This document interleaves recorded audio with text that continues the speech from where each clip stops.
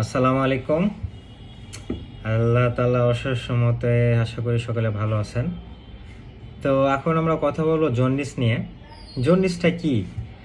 জন্ডিসটা হলো যখন আমাদের রক্তে বিলিরুবিন নামক একটা পিগমেন্ট অতিরিক্ত মাত্রায় বেড়ে যায় নর্মালের থেকে, তখন এটা জন্ডিসটা বলা হয়। এটা একটা টেস্ট আছে বিলিরুবিন। এই টেস্টটা আমরা যখন করি তখন যদি অতিরিক্ত মাত্রায় বেশি হয় তখন আমরা জন্ডিস ভাবি।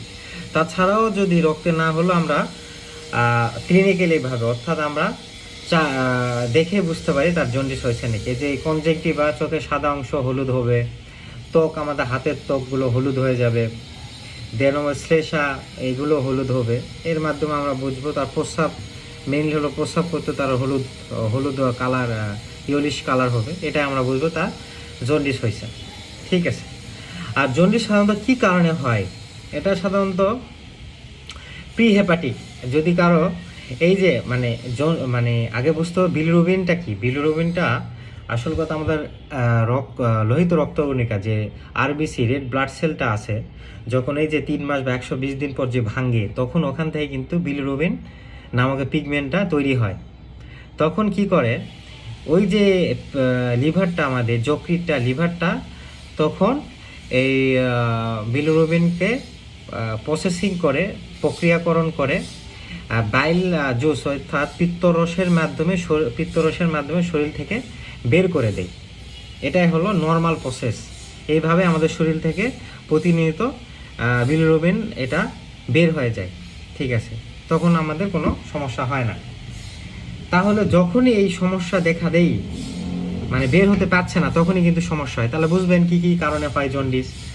প্রিহেপাটিক, মনে করেন লিভারের কোনো সমস্যা নাই, ওই যে আমাদের যে লোহিত রক্তকণিকা আরবিসির যে সমস্যাটা, ওখানে যদি অতিরিক্ত মাত্রায় ভাঙতে থাকে, লোহিত রক্তকণিকা যদি বেশি ভাঙে, তাহলে কী হবে? বেশি বেশি বিলিরুবিন প্রোডাকশান তৈরি হবে।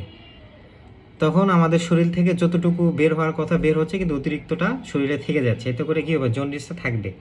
কি কি রোগের জন্য এটা লোহিত রক্তকণিকা বেশি বেশি ভাঙে? যেমন থ্যালাসেমিয়া রোগী, ব্লাড সেলটা ভেঙে যায় লোহিত রক্তকণিকা। আর একটা ম্যালেরিয়া হয়, এর কারণে কিন্তু জন্ডিস হওয়ার চান্সটা বেড়ে যায়। আর একটা কি হেপাটিক কারণ, অর্থাৎ লিভারের নিজস্ব কারণের জন্যই হচ্ছে। সবই হচ্ছে আরবিসি ভাঙার সময় বিলিরুবিন তৈরি হচ্ছে, কিন্তু বিলিরুবিন বের করার জন্য যে প্রক্রিয়াকরণ করতে হয় সেটা করতে পারতেছে না। কারণ হলো লিভার তো নিজে অসুস্থ। কী কারণে অসুস্থ হচ্ছে? যেমন লিভারে যদি হেপাটাইটিস থাকে, মানে ভাইরাস ইনফেকশন যদি থাকে, যেমন হেপাটাইটিস এ, বি, সি, হ্যাঁ, ডিই, এসব যদি ভাইরাসে আক্রান্ত থাকে, বা ফ্যাটি লিভার থাকে, সিরোসিস থাকে, হ্যাঁ, এই কারণে তার এগুলো হতে পারে।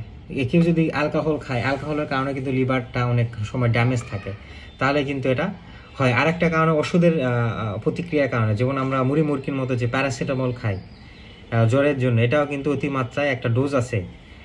প্রতিদিন 24 ঘন্টার মধ্যে যদি কেউ 4 গ্রামের বেশি খায়, একটা ট্যাবলেট আমরা সাধারণত 500 mg পাই, 500 আর 4, তাহলে অবশ্যই বুঝতে হবে তার 8টার বেশি যদি সে খায়, তাহলে কিন্তু লিভার টক্সিসিটির কারণে তার কিন্তু জন্ডিস হওয়ার চান্সটা থাকে।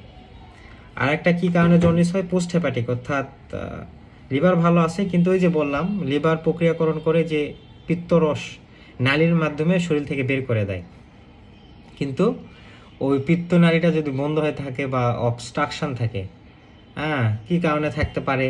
যেমন পিত্তথলির পাথর থাকতে পারে, অগ্ন্যাশয়ের ক্যান্সার, হ্যাঁ, বা হলো টিউমার ওখানে যদি থাকে, তাহলে কিন্তু এটা হয়। তাহলে জন্ডিসের প্রতিরোধের জন্য আমরা কী করতে পারি? সাধারণত আমরা জন্ডিস হেপাটাইটিসের জন্য লিভার যদি ইনফেকশন না হয়, এর জন্য আমরা টিকা দিতে পারি। যেমন হেপাটাইটিস বি এন্ড সি এর জন্য আমরা প্রতিষেধক একটা টিকা দিতে পারি, যেন ফার্দার এটা না থাকে। এবং অনেক হেপাটাইটিস এ অ্যান্ড ই, এটা সাধারণত দূষিত খাবার এবং পানির মাধ্যমে ছড়ায়। আমরা যতটুকু পারি স্যানিটেশন মেনটেন্স করব।